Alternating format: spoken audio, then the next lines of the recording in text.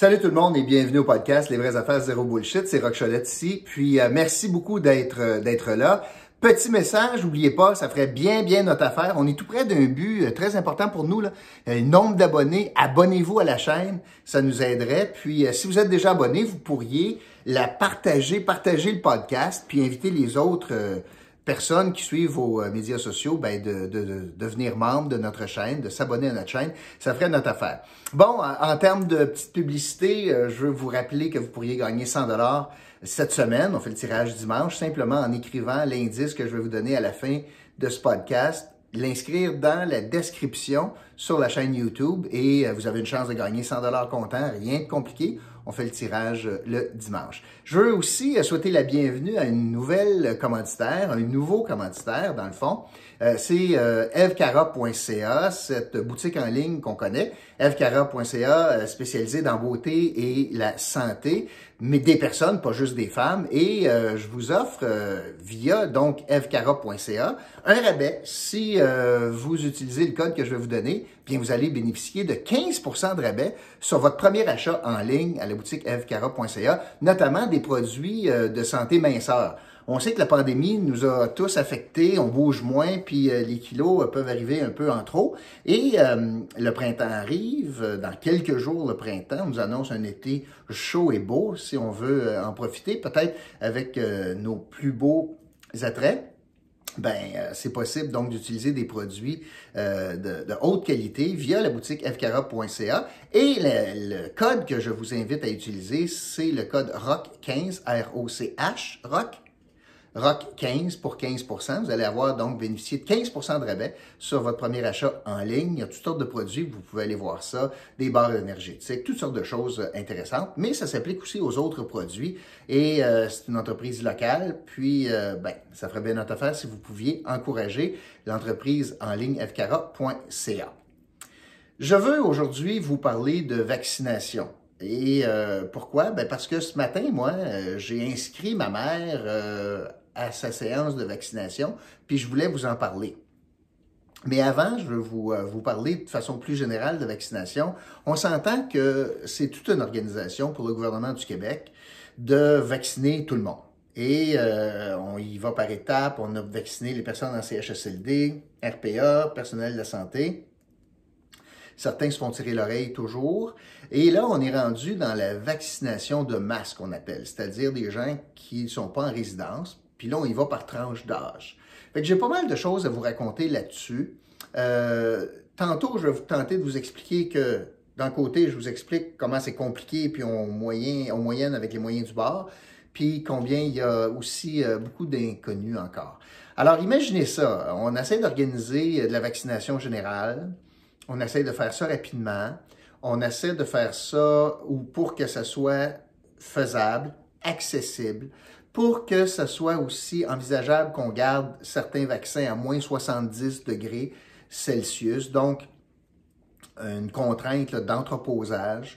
On ne peut pas juste mettre ça dans la valise de l'auto puis faire de la vaccination à domicile. Jumelé au fait qu'on est en train de vacciner la tranche de population la plus difficile à vacciner à cause des problèmes de mobilité, les personnes âgées. Donc, on a décidé de vacciner au Stade olympique à Montréal. Ici, c'est entre autres au Palais des Congrès. Est-ce que c'est idéal? Mais non, c'est pas idéal. C'est pas idéal. Mais est-ce qu'on avait vraiment le choix? Quand je regarde les critères, je veux avoir de l'espace pour garder le monde à 2 mètres. Je veux avoir des équipements des endroits où est-ce que je suis capable de garder les vaccins. Je veux avoir des endroits qui sont desservis ou par le transport en commun, où on est capable de stationner, où il y a des ascenseurs, où je suis capable d'avoir des fauteuils roulants. Alors, quand je regarde ça, puis il faut que ça soit assez grand, il faut que ça soit pour une grande période, quelle salle tu réserves? Je veux dire, ici en Outaouais, les centres communautaires, possiblement, c'est petit, pas beaucoup de stationnement, c'est très petit, donc l'espace, c'est pas énorme pour vacciner, puis la salle d'attente, puis tu sais, il va y avoir beaucoup de monde en même temps. Fait que c'est peut-être pas une bonne idée. Les gymnases d'école, là, j'empêche les enfants de jouer, puis c'est une bonne idée d'amener mes personnes âgées avec les enfants, je pense pas. Fait que je vais enlever les écoles. Est-ce que je peux confisquer les arénas? possiblement, on vient de réouvrir les arénas, notamment dans notre zone, pour qu'ils puissent patiner en zone orange, dans la semaine de mars. Donc, est-ce que je dis c'est fini pour 3 mois les arénas? Puis de toute façon, prenez certains arénas, là. Pensez-vous que c'est très facile d'aller sur la glace faire vacciner pour quelqu'un en mobilité réduite? D'accéder à la patinoire? Pas vraiment. Je pense, par exemple, là, je sais pas, au stade Pierre-Lafontaine, les marches, je pense à l'aréna Cholette, où est-ce qu'il y a, c'est pas aménagé pour les fauteuils roulants, je pense pas encore pour rentrer. Sabourin, un peu, mais pas vraiment. Il faut rentrer dans un corridor très exigu, on va se rencontrer, ça marche pas non plus. Tu fais attendre le monde dehors, il fait moins 20 aujourd'hui, tu peux pas faire ça non plus.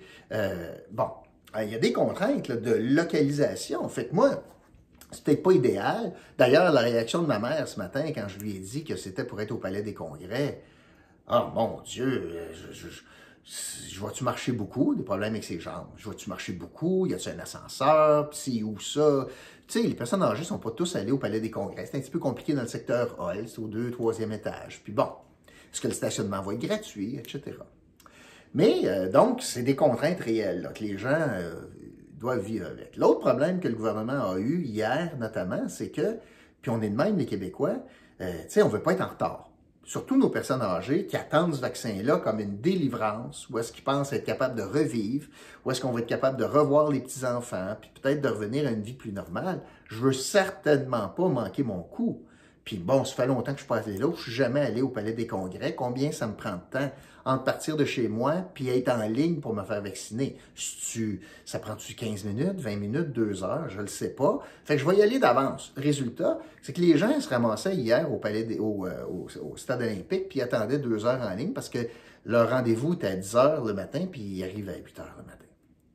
Parce que là, ils avaient mal calculé leur patente, puis bon, etc. Fait que le message du gouvernement, c'est arrivez donc 5 à 10 minutes avant votre rendez-vous. L'autre chose, c'est qu'il y a du monde qui essaye de se faire vacciner sans rendez-vous en disant, ben écoute, ils vont bien me prendre, franchement. D'autres choses, c'est qu'il y a des gens qui accompagnent les personnes plus âgées. Vous avez vu, je n'ai pas parlé d'âge encore, parce que ça, c'est un méchant bordel. Mais il y a des gens qui accompagnent les personnes plus âgées, puis qui auraient le droit de se faire vacciner. Encore faut-il que la personne qui accompagne ait 70 ans et plus. Et là, à Montréal, on voit que, ouais, mais on est 2 sœurs, puis on s'occupe de notre mère à intervalle, tu sais, elle a fait 3 jours, moi je fais 4 jours, est-ce qu'on peut se faire vacciner les deux? Ben non, on peut pas se faire vacciner les deux. Alors, c'est pas une opération facile, on travaille avec des humains qui ont chacune des situations personnelles, ils ont une situation de santé personnelle, avec des inquiétudes, des interrogations.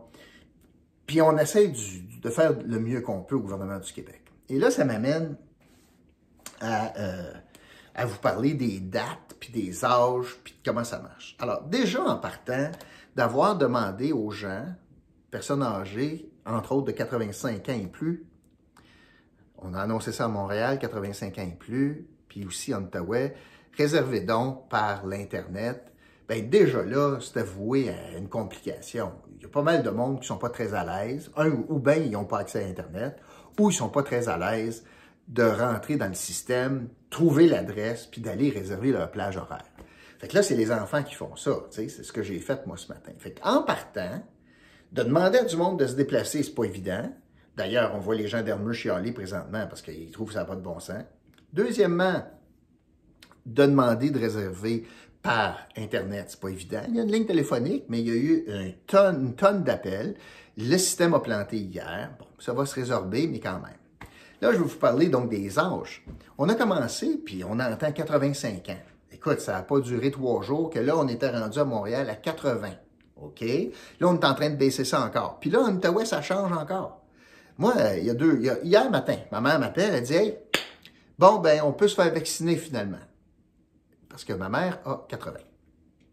Ben, finalement, non. Hier matin, je dis « Ben non, mais 80, c'est pas ton tour encore. » Dans la journée, on apprend qu'on change en Outaouais. Je rappelle ma mère, « T'avais raison, t'es rendu à ça. » Fait que là, ça ouvrait ce matin. Je vais vous raconter comment ça s'est passé. Fait que là, je m'en vais sur le site, j'ai ses coordonnées. Là, ça prend son code postal, puis envoie donc. Et là, je ne sais pas trop comment ça marche parce que là, il me demande les coordonnées, là, ça va. Puis il nous demande en partant, est-ce que vous remplissez la demande pour vous ou pour quelqu'un d'autre? Alors, pour quelqu'un d'autre. Puis là, tout au long du questionnement, je trouve que c'est assez mal fait, ça, on bascule entre des questions se rapportant à la patiente, ma mère, ou par rapport à moi. Puis là, à un moment donné, on n'est plus sûr, là, on est rendu, puis la question c'est, avez-vous 70 ans, en parlant de la personne qui accompagne? Non. Êtes-vous enceinte? Ben là, on parle de ma mère. Fait que là, on bascule, on parle à quelqu'un puis à l'autre en même temps dans le questionnaire. Ça, je trouve que c'est pas très bien réussi. On me donne des choix de lieux. Parce qu'il y a 6 lieux de vaccination en Outaouais. Bon, ben, je dis, hey, ça va être plus facile. On vit tout près ma mère vit pas loin près de Wakefield, c'est plus proche. C'est moins compliqué à monter dans le bâtiment à Wakefield qu'au Palais des Congrès. J'ai présumé que l'attente à Wakefield serait moins longue. Je dis, bon, ben, on va aller à Wakefield. Pas plus loin pour nous autres. Ben là, pose des questions. Avez-vous, il parle de ma mère, avez-vous des symptômes grippaux? Non. Avez-vous eu la COVID? Non. Attendez-vous le résultat d'un test COVID? Non. Avez-vous 85 ans et plus? Ben voyons. On est rendu à 80. Mais sur le site de Wakefield, c'est encore 85. Ben non, pas 85 ans et plus. Là, ça m'arrive aux disponibilités complet. Mais 85. Bon, ben, je vais changer ça. Choisis Palais des Congrès. Même question. Avez-vous eu la COVID? Avez-vous des signes? Attendez-vous un test? Et là, la question pour le Palais des Congrès, avez-vous 80 ans et plus? Ah, ben là, oui. Et là, les disponibilités, mon vieux, il y en avait beaucoup. Fait que, je sais pas pourquoi, c'est une erreur de système, mais ça peut être... Mais là, imaginez ça, là. La question, c'est 85 ans à Wakefield ce matin, puis la question, c'est 80 ans au Palais des Congrès. Pourtant, on est dans la même région. Alors, je comprends pas ben ça. Fait que finalement, on a réservé une plage horaire, ça sera pour vendredi de la semaine prochaine, et on va faire la file pour aller vacciner ma mère. Mais tout ça pour dire que c'est pas simple. La bonne nouvelle, c'est que on a annoncé aujourd'hui au gouvernement du Québec que les pharmaciens vont être capables de vacciner. Bon, avec l'arrivée de nouveaux vaccins de d'autres compagnies où est-ce que les exigences sont moins sévères pour l'entreposage, on va être capable de vacciner donc dans les pharmacies. Mais c'est pas rendu en Outaouais, c'est ce que j'ai compris. Puis l'objectif, c'était de vacciner, c'est ça. Les pharmaciens vont vacciner sur les 12 millions de doses qu'on doit donner. 6 millions de Québécois à peu près qui vont se faire vacciner, fois 2 doses. 12 millions de doses. Les pharmaciens sont appelés à vacciner pour 2 millions de ces doses-là. Alors, 2 millions sur 12, quand même un sixième, c'est quand même beaucoup. C'est plus proche, plus de proximité. C'est une excellente nouvelle. Malheureusement, ça se déploie sur le tard, puis malheureusement, ça ne se déploie pas partout sur le territoire en partant. J'ai l'impression qu'on va s'en servir. Probablement que quand ça va être rendu à mon tour, probablement qu'on va faire ça dans les différentes pharmacies, ce qui est une excellente nouvelle. Mais tout ça pour dire quoi? Tout ça pour dire que pour que ça réussisse, premièrement, c'est une opération d'envergure. Puis pour que ça réussisse efficacement, ça prend une bonne organisation, malgré les complications qui sont presque nécessaires. Je pense que c'est bien parti. Le gouvernement a bien lancé ça sans être parfait. D'un autre côté, ça prend la collaboration des gens qui font de leur mieux pour respecter les consignes, pas essayer de jouer le système. Puis surtout, là, ce que j'en comprends, c'est qu'on demande aux gens qui ont un rendez-vous en vaccination, pas arriver 2 heures avant là, pour s'assurer d'avoir notre place. En théorie, on a notre place, notre vaccin est assuré, ça sera dans notre bras qu'il sera injecté. Donc ça, c'est la bonne nouvelle. Alors voilà, c'était ma petite épisode. Donc la bonne nouvelle, c'est que ma mère m'a demandé de faire ça, je l'ai fait ce matin, on a réussi à avoir une date le 12 mars prochain. Fait que ça va être une bonne étape. Je pense que c'est la première lumière qu'on voit au bout de ce tunnel long et sombre, tunnel appelé pandémie et COVID-19 que l'on emprunte, tunnel que l'on emprunte depuis mars dernier. Donc voilà, c'est ce que je voulais vous dire. Et aujourd'hui, l'indice du jour aujourd'hui, ça sera vaccin. Et allez inscrire le mot vaccin dans la rubrique dans les commentaires sous le podcast d'aujourd'hui publié, diffusé sur la chaîne YouTube Les vraies affaires, zéro bullshit. Voilà, c'est tout pour moi aujourd'hui. Je vous retrouve demain pour un autre podcast. Salut bien tout le monde. Bye.